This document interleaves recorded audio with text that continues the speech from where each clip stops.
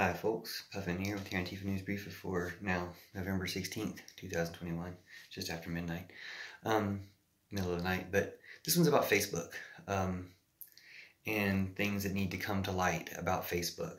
I mentioned in a previous video about Frances Holgren, I think is her name, and how she is a hero. I've mentioned many videos previously that she's a hero for being the whistleblower of Facebook, but I had a suspicion earlier today that she might still just be an agent of Facebook, blowing the whistle on Facebook for lesser charges, basically letting them plead guilty to lesser charges. Kind of like, they're trying to set it up. Maybe Kyle will get lesser charges, something like that.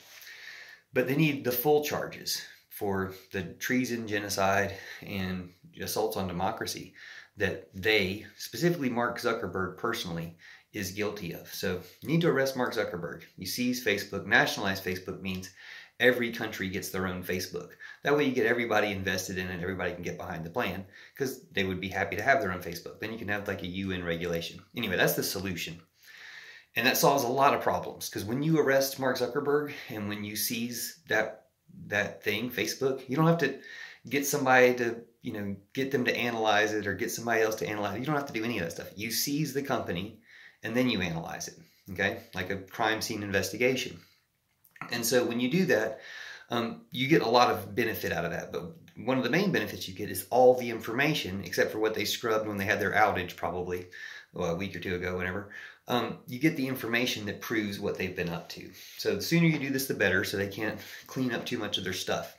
The reason that made me suspicious about Frances Holgren is the accusations she makes are serious and they're worthy of investigation. It's good they're investigating, but they're nothing near as serious as what Facebook is guilty of. Just as a user, as a leftist user, seeing what Facebook's been doing for years, I've seen them guilty of far worse. I put some of the videos on my channel already. I'll load some more and show some of the things I've seen on Facebook. Far worse than what they're being accused of. And if you don't already have that experience and know exactly what I'm talking about, look around and you'll find out.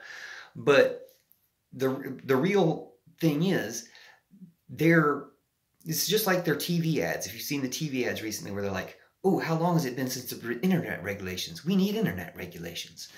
Why would they be running an ad about it? It's not like other people are running ads against internet regulations. It's not like anybody else is running ads for internet regulations. Just Facebook. They run lots of ads about how we need internet regulations. What company asks for regulations to be put on their business or on their field of business? The only reason Facebook's been doing it is because they feel confident that they can craft those regulations to their benefit. They can craft those regulations to prevent competitors or whatever. They can craft those regulations to lock their system in place. And it's already pretty locked in place, but it's controlling far too much of what's going on. And Zuckerberg's always going to play stupid. That's silly. Influence an election? That's silly. He's going to play stupid. And he's stupider than he thinks he is, but he's not that stupid. Like, he knows what they're doing. They're Nazis. They're working for Putin. They're spreading Trump virus genocide. Every step of the way, they've been doing this and setting this up. And now they're getting to the point where they've abandoned Trump. Even the trolls are abandoning Trump. They won't claim that they like Trump anymore. Starting to anyway. But they're still pushing lies about the vaccine, lies about the virus. They're killing people. And they're still getting away with it just as fervently as they ever have before. And all these platforms, I haven't even been on Facebook recently, but I've seen plenty of it on Facebook. And I see the same sentiments, the same trolls, the same statements being made in live chats or in comments on YouTube. Check comments on my own videos. You'll see all the same type of stuff. It's a Putin scripted KGB, KKK conglomerate troll upon humanity, and we need to stop it. So Facebook is central to it all. Facebook was responsible for getting Trump elected in America, Bolsonaro elected in Brazil, probably Modi elected in India. We know they did it in Brazil with 150,000 fake accounts, and for some reason they had the BBC megaphone all the time. I remember hearing it every night about how popular Bolsonaro was. They had 150,000 fake Facebook and Twitter accounts that were promoting Bolsonaro. And they were doing that for 6, 8, 10 months at least, maybe years, before he finally got elected.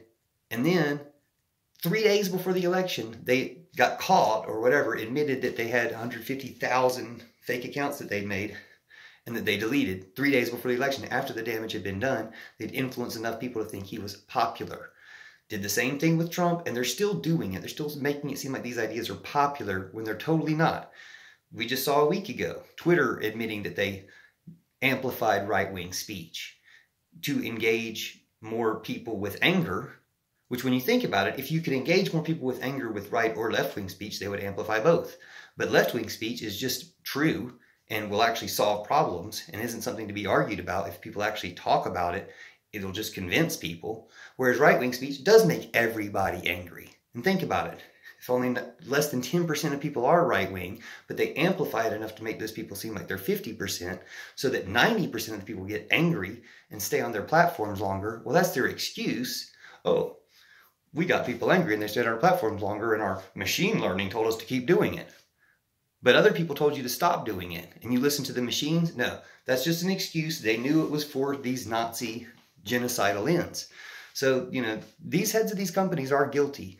Maybe no one as much as Mark Zuckerberg. The rest of them are maybe just trying to keep step with the one who we know did it intentionally, because he was lying when he said, that's silly to think this could happen. We know he was lying. And you can tell he's lying, and he doesn't deserve to be running this thing because of what he did with it. This is kind of the same with Pfizer. They don't deserve to be running. It's great that they have scientists who develop the vaccine, but the corporation side of it that is exploiting it and, holding countries hostage, extorting countries, no, they don't deserve to even walk free. But you take the company and then you do good things with it. And Facebook can be like the new post office. I mean, you still have the post office, but also run Facebook like a post office, because that's how people use it. And then you can do it transparently and decently and goodly. And wow, just the difference between having bad ideas promoted and having good ideas promoted, that will change and save the world. This machine that they've constructed has allowed these bad ideas to fester and actually, overtake things. But once we shut that machine down or flip the switch from bad to good, from right-wing hate speech to left-wing love speech, we've got this. And we'll save the world together using these platforms. Just like everybody's always dreamed, hey, we can save the world with the internet, right? Well, yeah, we can. We just have to root out the evil of it. So bye, Zuckerberg. Enjoy jail, whatever. But we need that platform, and we need to expose what they did with it on the road to using it for good. So thanks for watching, sharing, commenting.